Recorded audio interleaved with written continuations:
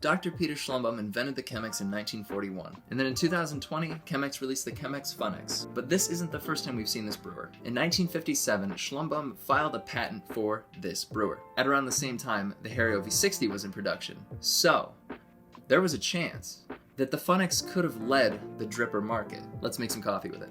You want to take your filter, comes like this, fold it in half, fold this quarter circle in, and then you fold it again.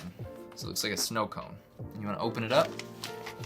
3 panels on one side, 1 on the other. Stick it in, and we're just going to rinse that paper flavor out, because we are going to be making a super tasty coffee. Kenya Peaberry. It's so good. I'm stoked. And we're going to take the coffee, we're going to grind it medium coarse.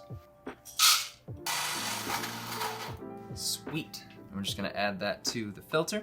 Just doing 20 grams of coffee, 340 grams of water. Flatten that out. Make a little divot, and we are gonna first bloom 50 grams of coffee for 45 seconds. So make sure your scale's all tared out. Start your timer. Boom. Bloom 50 grams of water. Nice. Already starting out, you can get a whole lot of fruit. That's exciting. And then at 45 seconds, we're gonna take it all the way up to 340 grams. And here we go. Make sure you're hitting all the dark spots. Nice, gentle, concentric circles. There we go. You know, sometimes when you're making Chemex, you don't want that much coffee, you know?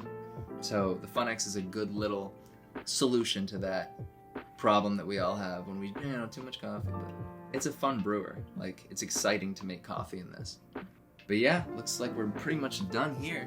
We'll stop at about 2:30.